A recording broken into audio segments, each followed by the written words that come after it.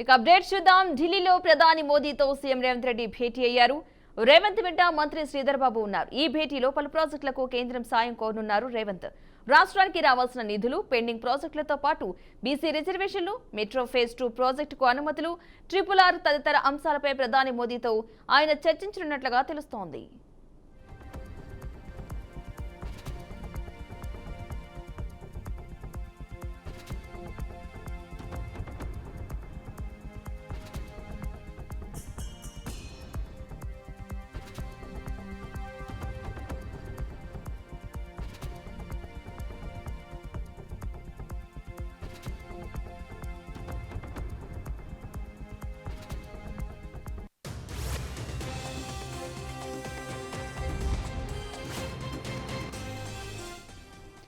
స్థానిక సంస్థలతో పాటు విద్య, ఉద్యోగాల్లో బీసీలకు 42% రిజర్వేషన్లు కల్పిస్తూ మార్చి మొదటి వారంలో అసెంబ్లీలో బిల్లులు ఆమోదించాలని రాష్ట్ర ప్రభుత్వం నిర్ణయించింది.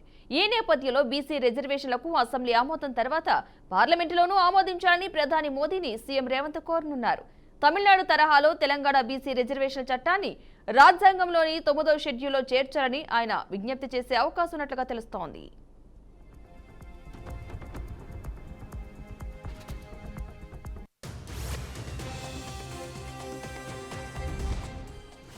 ఇక అలాగే కొంతమంది కేంద్ర మంత్రులను కూడా కలిసి రాష్ట్రానికి రావాల్సిన ప్రాజెక్టులపై చర్చించే అవకాశాలున్నాయి. కాంగ్రెస్ హైకమాండ్ పెద్దలను కూడా కలిసే ఛాన్స్ ఉంది. 5 ఎమ్మెల్యే కోట, ఎమ్మెల్సీ పదవులకు షెడ్యూల్ రిలీజ్ కావడంతో దీనిపై హైకమాండ్తో చర్చించనున్నారు. ప్రధానితో భేటీ అనంతరం సీఎం రేవంత్ రెడ్డి మహాకుంభమేళాలో పాల్గొనేందుకు ప్రయాగ్రాజ్ వెళ్లినట్లుగా తెలుస్తోంది.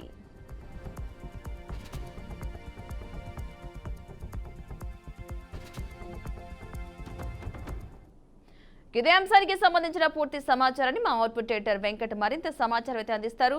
వెంకట్, చెప్పండి, సీఎం రేవంత్ రెడ్డి పర్యటనకు సంబంధించిన పూర్తి అప్డేట్స్ ఏంటి?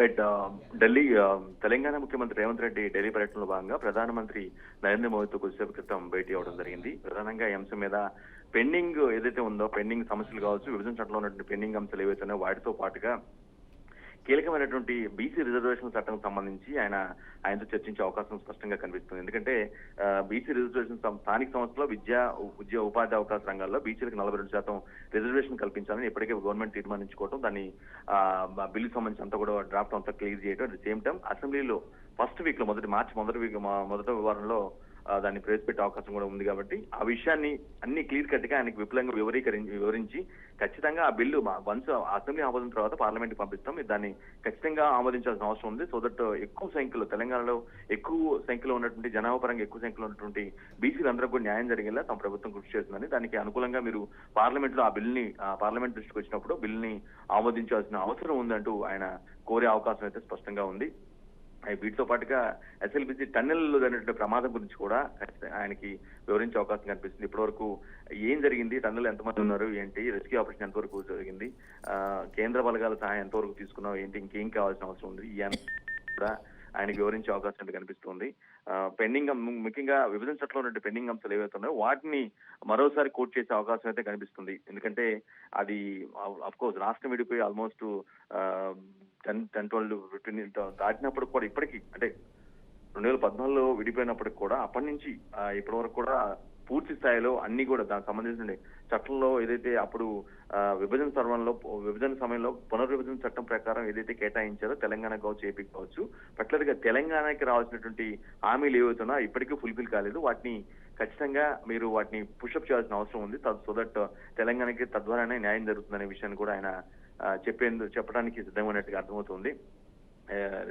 బీసీ రిజర్వేషన్ అంశంతో పాటుగా పెండింగ్ సమస్యలు, ఇక ఎస్ఎల్బీసీ టన్నెల్, ఆ విధంగా మిగతా అంశాలు ఏదైతే రాష్ట్రానికి రావాల్సినటువంటి ప్రయోజనాలు ఏవైతే ఉన్న కేంద్రం నుంచి వాటిని పూర్తిగా ఆయన వివరించి సహాయం కోరే అవకాశం అయితే స్పష్టంగా కనిపిస్తూ ఉంది. Padma, right, thank you Venkat.